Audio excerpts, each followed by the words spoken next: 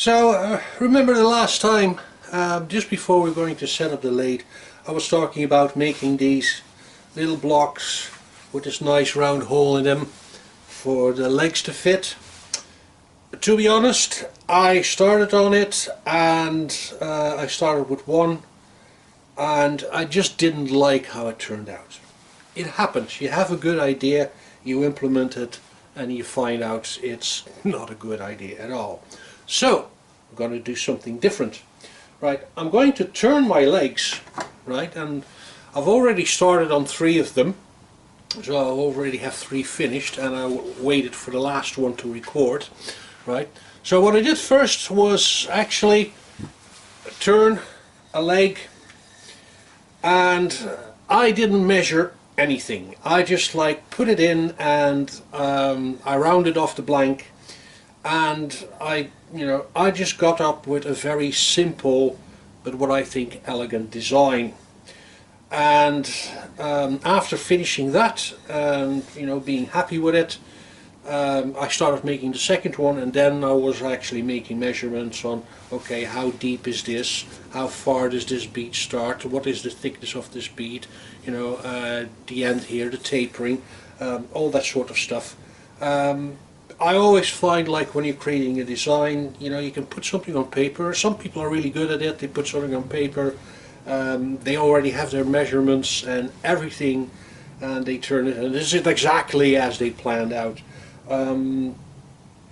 I just find that sometimes it doesn't, fit the idea that you were going to do, and I think that's a lot to do with experience or inexperience. I mean, I'm just a hobby turner, being a lazy one and a cheap one, so I'll take the easy route and go from something that I think that will work, have a turn it, and then try to make replicas of it.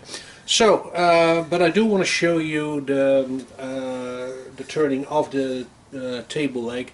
It's not rocket science, but if you've never done it before, it's like, okay, how do I go about it, and how can I go about it being very, very, very lazy.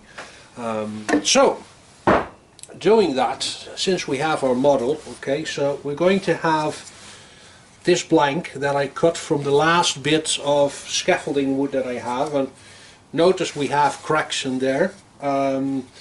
Don't worry about it if you have cracks in there, because we're going to be using some cheating paste, and I'll show you later how to make cheating paste. So first thing we do is try to find the center of this block, and I'm just going to tilt it a little bit so you can see a little bit of what I'm doing. You might miss out on my handsome face, but you just got to live with that. Right, so now this may not be the best way to find the middle of something. There are actually some really good tools that I've seen that help you determine the middle, but I'm happy to have the middle approximately, and since I am lazy, I'm just going to do the old-fashioned corner-to-corner thing, because I'm also cheap and I didn't get that little corner finder thing, and it probably just cost like a few euros or a few dollars, but just sometimes I just cannot be arsed, and I need to be convinced that I really need a tool to do something. So just going to have a look at it. Well, that crack seems to be going either way, so what I will do is start the leg, mount it this side, right, and just drive the pointy bits into the mark, and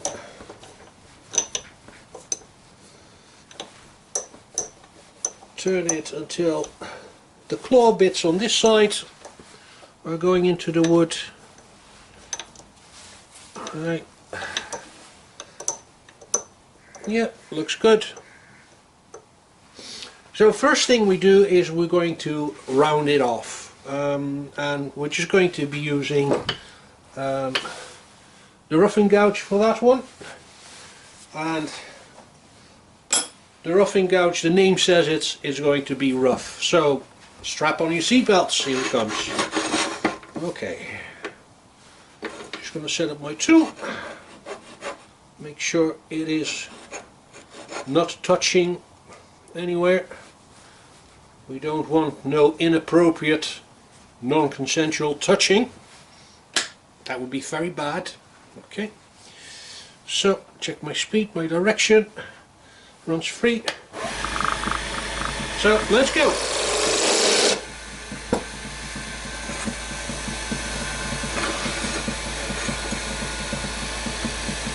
Just going to check on this end, just going to see, oh look at that crack there.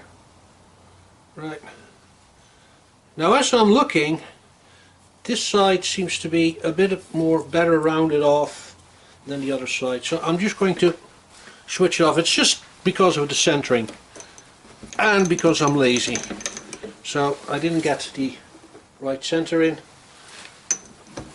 so that's why I check after roughing it round what is my best side. Okay, so I got this pretty much round. That is good. That's where I start. Okay, so it looks rough, but you know that's why they call it a roughing gouge. So we're not going to be too bothered. Right. So I'm going to take my first one, my model, and I'm just going to mark off some areas here, because here is I want to start with that. Going in here I want to have that bead, right, and here I want to start going down narrower. So, okay, well, that looks all good. Happy with that. Let's just mark these off.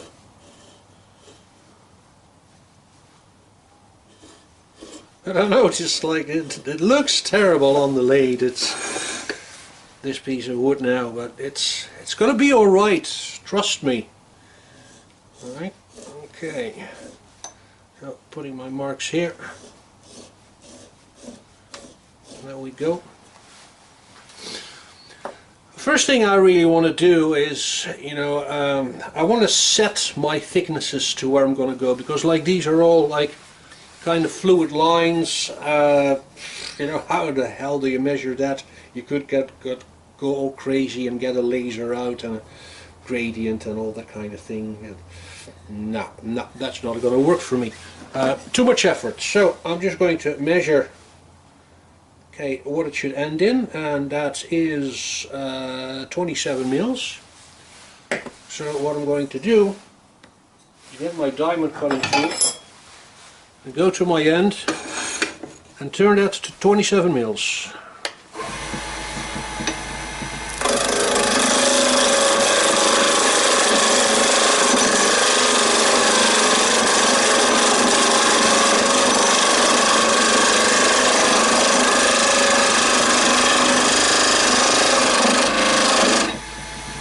Right, check that. Got an eye of the tiger, 27 mils, about-ish, right? Now, and I say 27 mils, I always like over-dimension it, because you see how rough this all is, so it's going to take some sanding, so it's going to like lose half a millimeter here or there. So, you know, no worries. Okay, it's not an exact science. Okay, so then I'm just going to have a look at the thickness of just behind the bead, which is about 37 millimeters. So I'm going to mark that one off as well.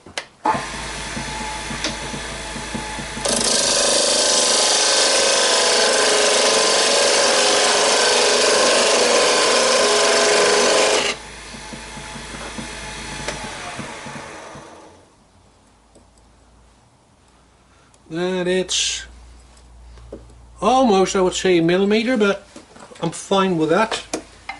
So now I want to know, just above the bead, it's going to be 39, say 40. So, and now I have like a visual of the other one, the 37, so I'm just going to go in and keep looking at the other one in comparison on here.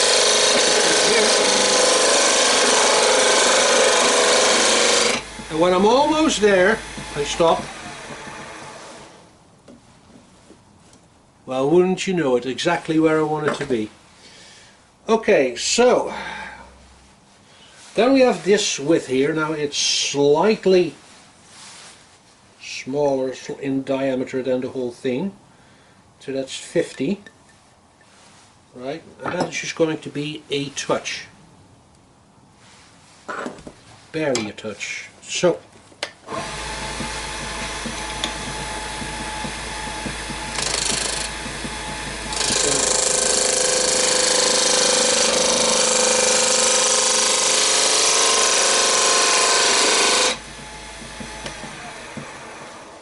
that should be it. Okay, just reorient myself. Okay, I got everything right there where it needs to be. Now, first thing I'm going to do is I'm going to get this lovely valley into it, kind of like make it scoopy. And for that I will use my tools everywhere. Not a roughing gouge. I think we're quite done with that one. There it is. Using a small spindle gouge. Just gives me a little bit more control. I've got a bigger one, but I mean for the flow that I want in it, the bigger one doesn't really do the job, so we'll just use a smaller one. Okay.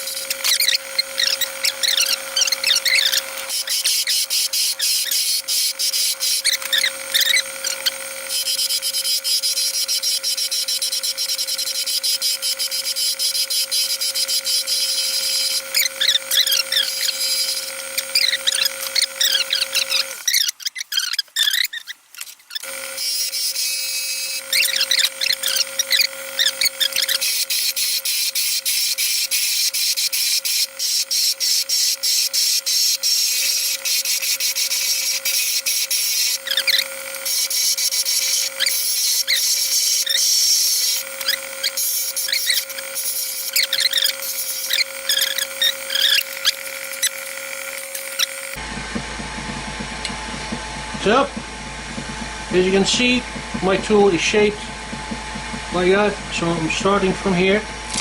And this is my target thickness, and I need to end there, so let's start here.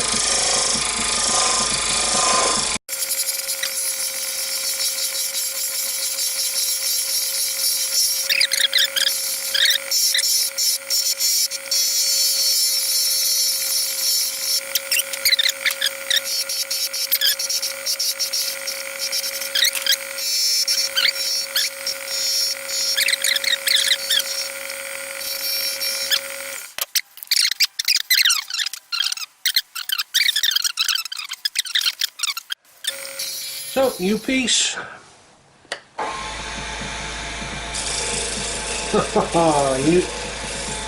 I don't know if you can see it, but you can just see the material coming off, and you actually have to be careful, you know, with the abrasiveness of this, because you take off 0.5 millimeter just like that. But for smoothing off rough pieces like this, it's just absolutely brilliant.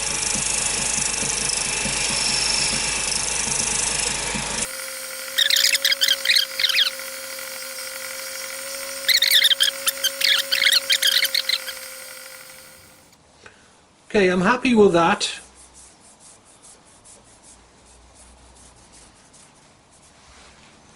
But this, right, this doesn't look good at all. So we're going to make some cheating paste. So what we do is oops,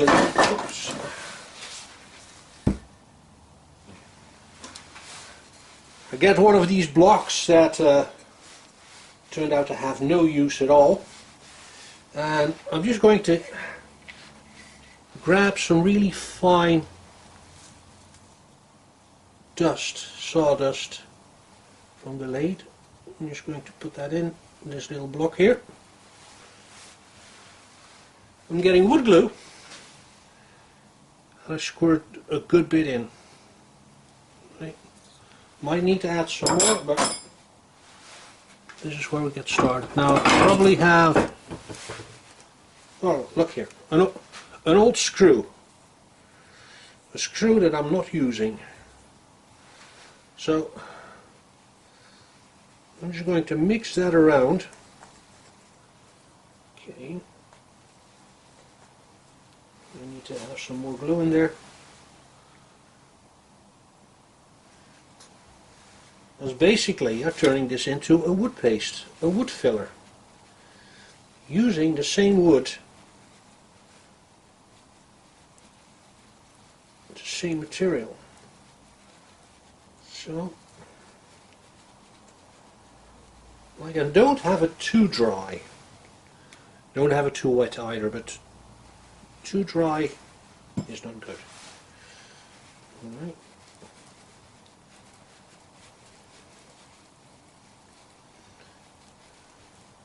Because you should have like this putty-like consistency to it.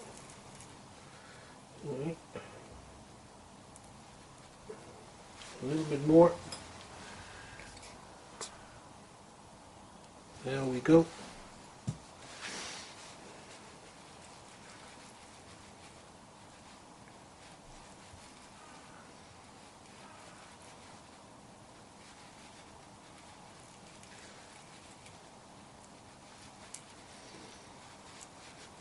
There we go. Now we got ourselves some cheating paste. Okay, I'm just going to grab a little glove here, because I find that sometimes, like applying pastes and glues, just working with your fingers is just so much better. So I'm going to scoop up some of that gunk, and I'm really going to work it in that crack. I really push it in.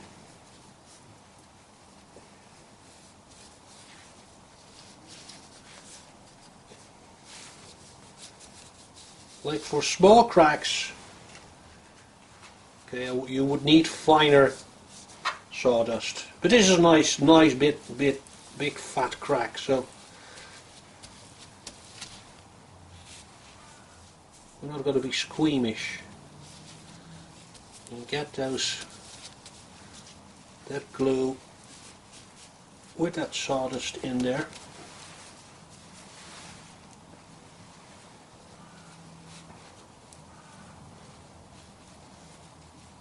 And don't be afraid, like if it's, you got a lot sticking here on the outside, you know, that's good.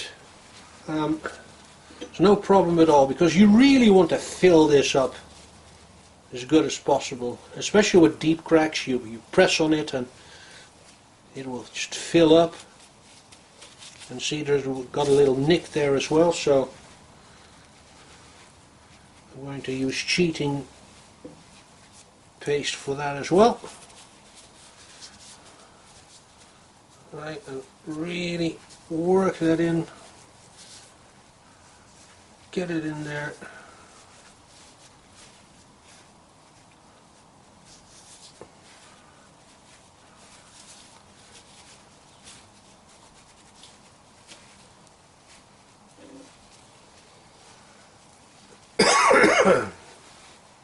And you will be amazed how good this will actually come out.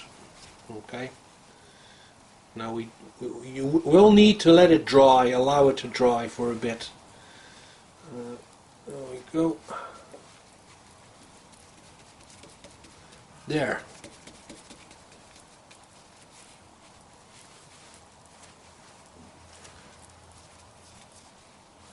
Now you might say like, oh my god, you know, like you just did all that sanding, and who said we were finished with sanding?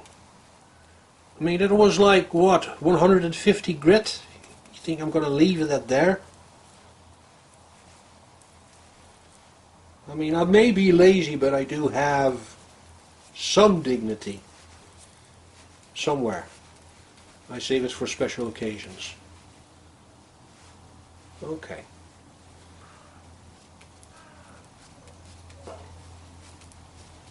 Right.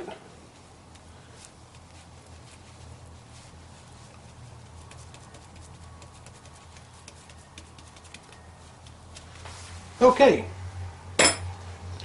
Cheating paste. Done. Right. Now I've already done this with this one here. Okay, it's been drying for a while. Right. And you know, with stuff like this, don't be impatient. Just give it time to dry. When it's dry, we're going to sand this again, and it's going to look so much better, right?